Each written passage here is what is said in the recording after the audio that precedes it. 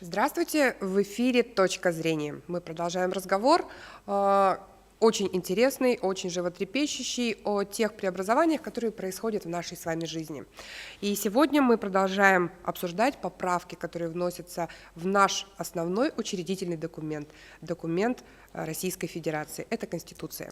И сегодня у нас в гостях очень интересный человек, который является членом Общественной палаты Российской Федерации. Алексеев Вячеслав Петрович. Вячеслав Петрович, добрый день.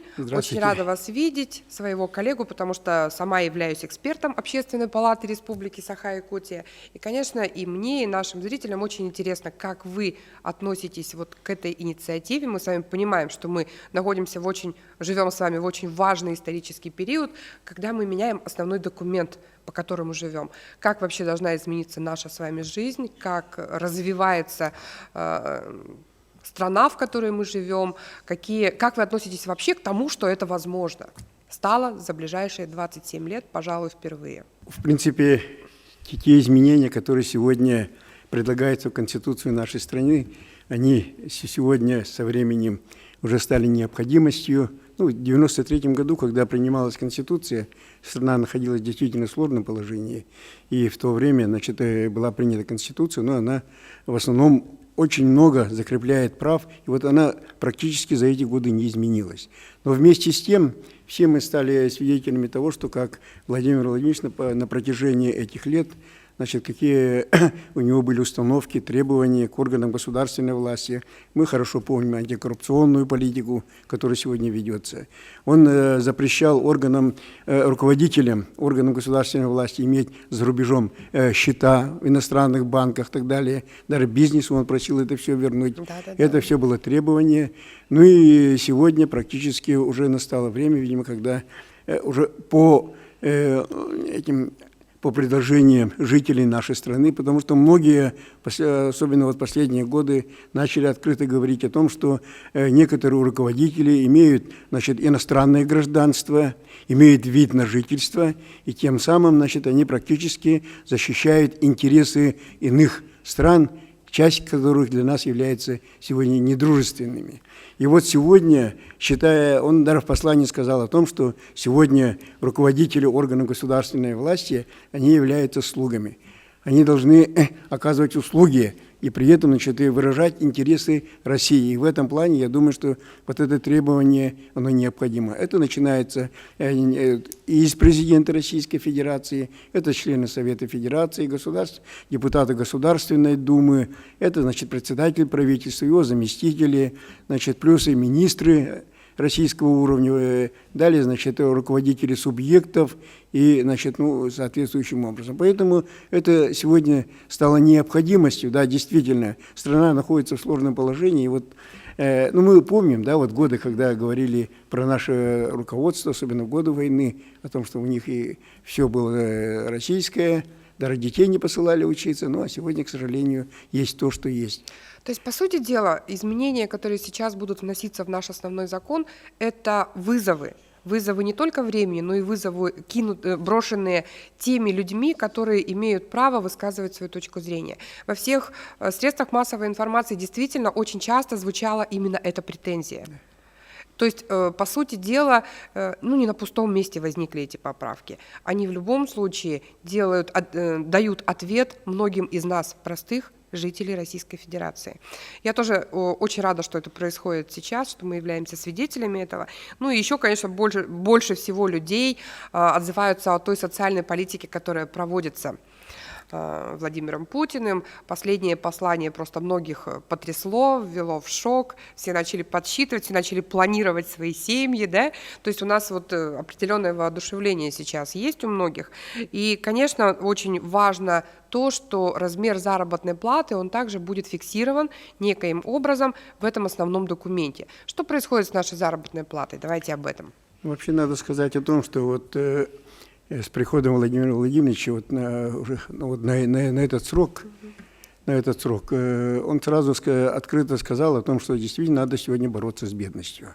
Надо заниматься вопросами развития народонаселения, демографии. Указы 2012 года по повышению заработной платы у бюджетников, это учителя, врачи, культура, действительно сделали многое. И сегодня вот те, кто занимается образованием или же обучением наших детей, те, кто занимается здоровьем, они начали получать достойную заработную плату. Ну и при этом надо сказать о том, что в нашей стране заработная плата, она в свое время была упущена. Потому что Министерства труда даже не было. Помните, у нас было Министерство социального развития, и поэтому трудом занимался департамент небольшой, и практически пошла полная разбалансировка. И в результате того, что, ну, это я говорю как профсоюзный лидер, на многих съездах ФНПР об этом говорилось, и вот минимальный размер оплаты труда всегда, значит, ставился вопрос, чтобы сравнять с прожиточным минимумом. Вот в 2015 году у нас практически, помните, в Российской Федерации прожиточный минимум был 5900. И он практически составлял где-то 67% от прожиточного минимума. Фактически. Вот, да, фактически. И сегодня мы можем сказать, вот, особенно начиная с 2018-2019 года, прожиточный, это минимальный размер оплаты труда сравнялся с прожиточным минимумом. Это здорово. И сегодня практически он составляет 12 тысяч.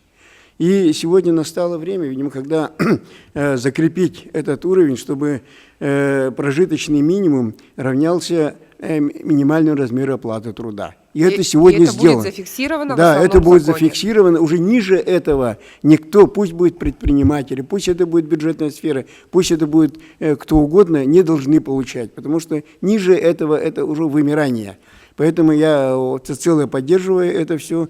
И я думаю, что когда мы заложим это все в Конституции, и при этом прожиточный минимум, вообще сегодня идет о нашем прожиточном бюджете, это будет означать, что практически будет проходить ежегодная индексация.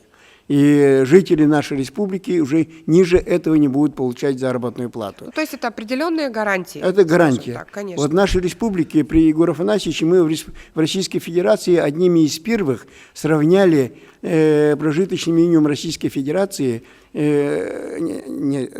с учетом наших районных коэффициентов и северных надбавок прожиточный минимум. Это было хорошо. И сегодня надо сказать, что прожиточный минимум, он стал единым для Российской Федерации.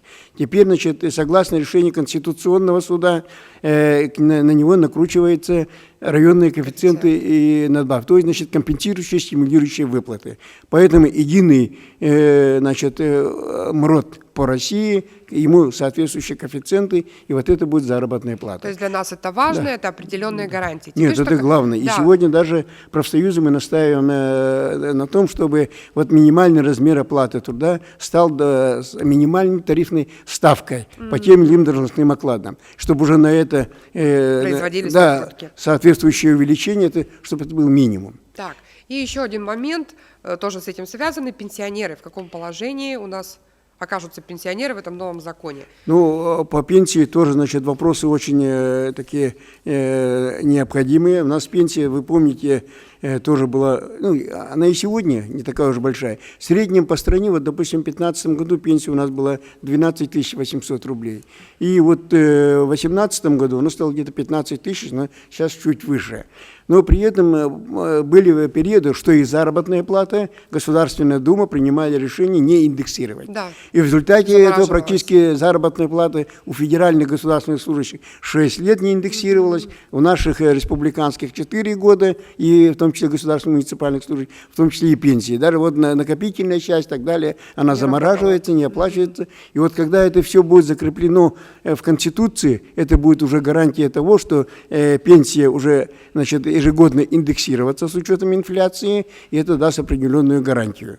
Отлично. Ну, то есть вот эти изменения, которые мы сегодня с вами обсудили, они так или иначе, они нам дают определенные льготы, определенные выгоды и делают нашу жизнь по большему счету лучше. Конечно, это стабильность, это гарантия будущего. Помните, в советское время, в 90-е годы, за счет пенсионеров выживали семьи. Да, конечно. Я застала этот период. Так что я думаю, что вот это дает гарантию. И я в этом лично поддерживаю Владимира Владимировича. Вот то, что он сказал вот по помощи многодетным семьям, по дополнительной плате учителям и так далее, ну, это гарантия нашего будущего. Спасибо большое.